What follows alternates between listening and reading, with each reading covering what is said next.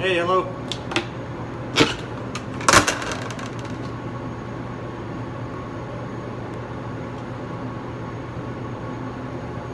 Just getting started today.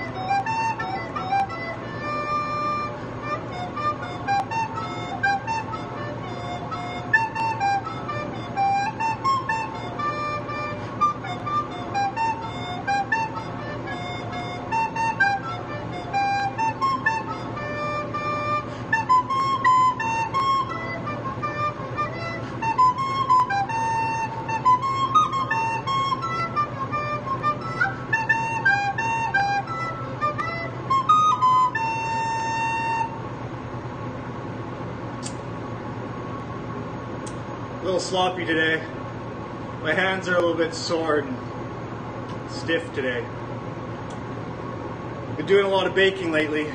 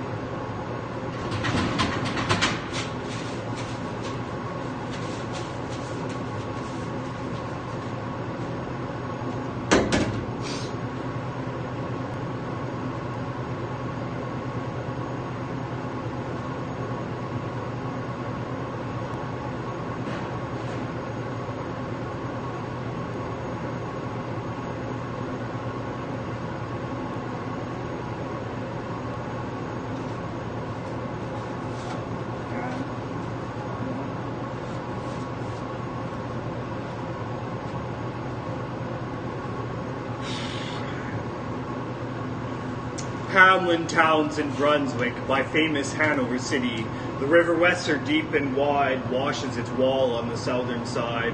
A pleasanter spot you've never spied, but when begins my ditty, almost 500 years ago, to see the townsfolk suffer so from vermin was a pity.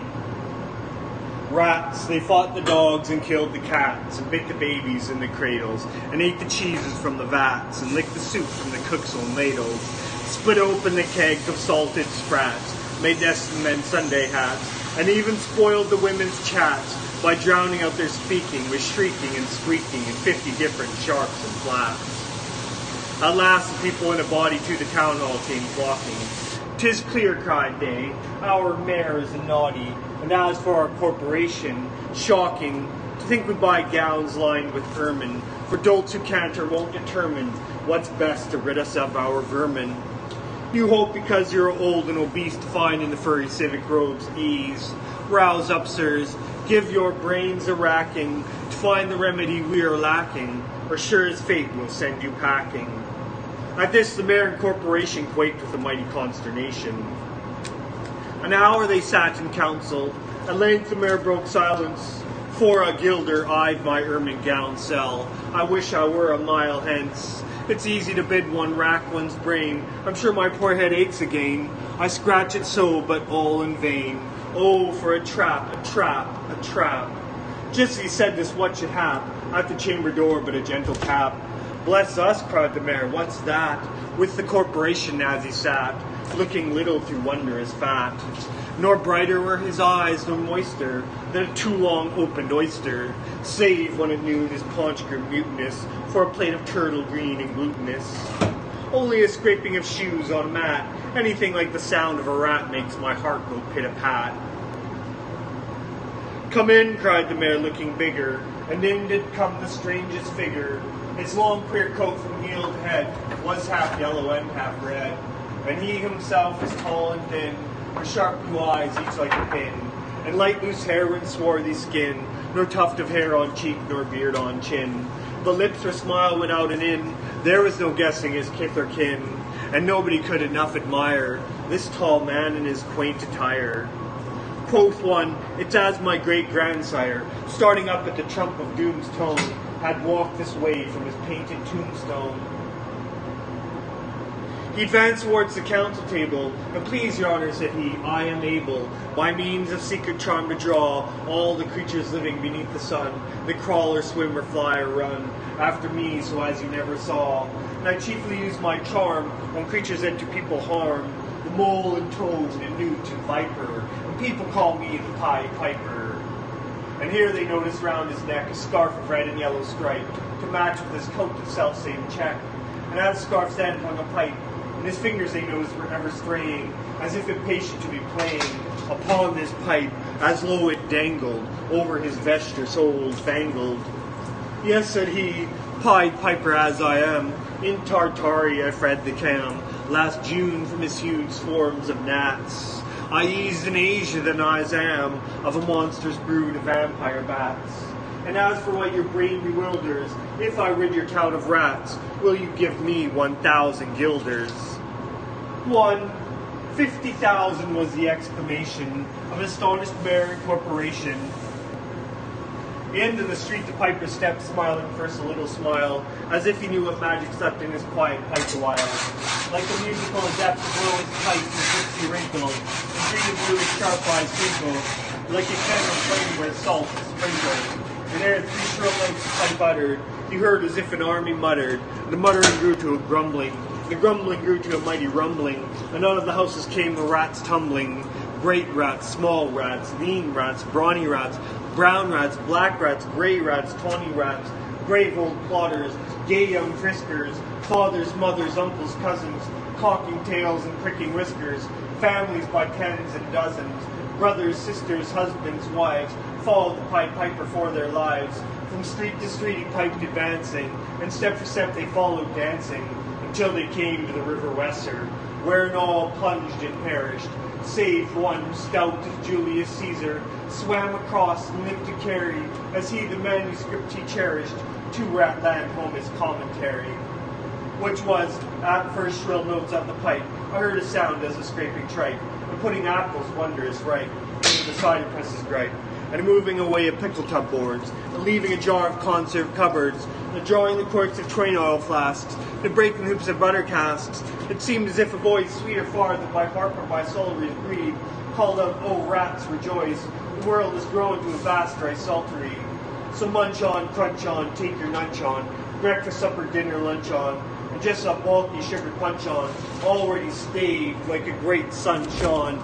Gracious, scarce an inch before me, just when we thought it said come bore me, I found the Weser rolling over me."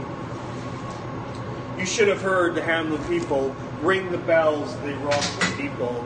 "Go," cried the mayor, "get long poles, poke out the nests and block up the holes, consult with carpenters and builders, and leave in our town not even a trace of the rats." When suddenly up the face of the piper perked in the marketplace, "The first, if you please, my 1,000 guilders." 1,000 guilders? The mayor looked blue, so did the corporation too, for council dinners made rare havoc with claret, moselle, vin de gras pop, and half the money would replenish the cellar's biggest butt of Rhenish to pay this sum to a wondrous fellow with gypsy coat of red and yellow. "Besides," quoth the mayor with a knowing wink, "our business was done at the river's brink. We saw with our eyes the vermin sink. Once dead can't come to life, I think. So, friend, we're not folks to shrink from our duty of giving you something to drink, and a matter of money to put in your poke. But as for the guilders, what we spoke of them, as you well know, was in joke. Besides, our losses have made us thrifty. 1,000 guilders, come, take 50. Piper's face fell and he cried, "No trifling, I can't wait," he sighed. "I promised a visit by dinner time, Baghdad, except the prime and the head cook's potage, all he's rich in, for having left in the caliph's kitchen, of a nest of scorpions no survivor. With him I proved no bargain driver, with you don't think I'll bait a stiver, and folks who put me in a passion may find me pipe after another fashion." "How," cried the mayor, "do you think I brook being worse treated than a cook, insulted by a ribald, with idle pipe and vesture piebald? Threaten us, fellow, do your worst, blow your pipe there till you burst." Once more he stepped into the street, and to his lips again laid his long pipe a smooth straight cane, and ere he blew 3 notes, such sweet soft notes as your musicians cunning never gave, to raptured air. There was a rustle that seemed like a bustling of merry crowds justling and pitching and hustling, small feet were pattering, wooden shoes clattering, little hands clapping, little tongues chattering, and like foals in a farmyard or barley is scattering, out came the children running, all the little boys and girls, with rosy cheeks and flaxen curls, and sparkling eyes and teeth like pearls, tripping and skipping around merrily after. The wonderful music was shouting and laughter. The mayor was dumb, and the council stood as if they're changed into blocks of wood, unable to move a step or cry, to the children merrily skipping by. Could only follow with an eye that joyous crowd at the piper's back, and how the mayor was on the rack. The wretched council's bosom beat as the piper turned from the high street to where the Weser rolled its waters, right in the way of their sons and daughters. How returned from south to west, to Copperberg Hill his steps addressed, and after him the children pressed. Great was the joy in every breast. They never crossed the mighty pop, he's forced to let the piping drop, and we shall see our children stop. Well, lo, they reached the mountainside, a wondrous portal opened wide, as if the cavern was suddenly hollowed. The piper danced, and the children followed. And when all were in to the very last, the door in the mountainside shut fast. Did I say all? No one was lame, you could not dance the whole way. And in after years, if you blame his sadness, he was used to say, "It was dull in our town since my playmates left. I can't forget that I'm bereft of all the pleasant sights they see, which the piper also promised me.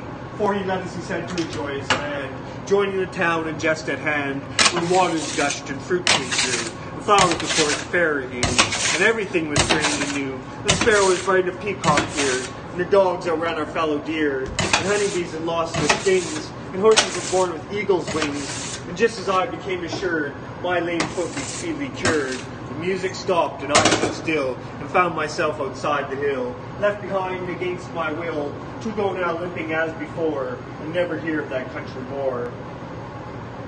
Alas, alas, for Hamelin, that came into many a burgher's pate, a text which says at heaven's gate, opes the rich at his easy rate, as a needle's eye takes a camel in. The mayor sent east, west, north, and south to offer the piper by word of mouth, wherever was men's lot to find him, silver and gold to his heart's content, if only he'd return the way he went, and bring the children behind him. But when they saw 'twas lost endeavor, and piper and dancers were gone forever, they made a decree that lawyers never should take their records dated duly, if after the day of the month and year these words do not as well appear. And so long after what happened here, on the 22nd of July, 1376, and a better in memory to fix, the place of the children's last retreat, they called it the Pied Piper Street, where anyone playing pipe or tabor was sure for his future to lose his labour, nor suffered they hostelry or tavern to shock with mirth a street so solemn. And opposite the place of the cavern, they wrote the story on a column, and on great church window painted, the same to make the world acquainted, how their children were stolen away, and there it stands this very day.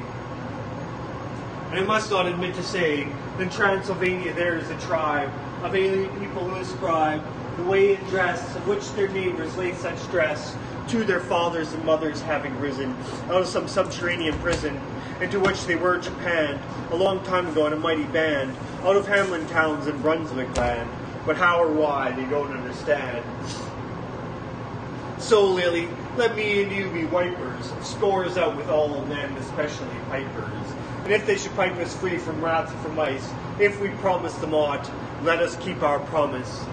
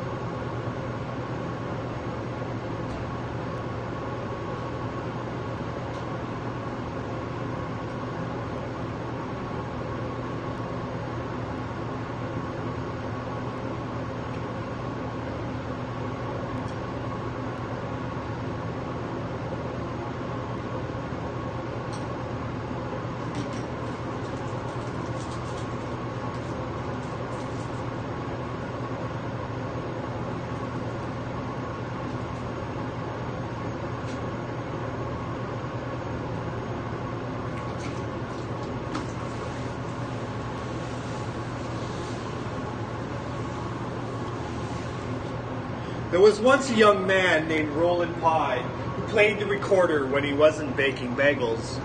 One day he was walking through a park and playing his recorder to rest a while from all his baking, when suddenly he spied a corpse lying on the ground beneath a swarm of flies.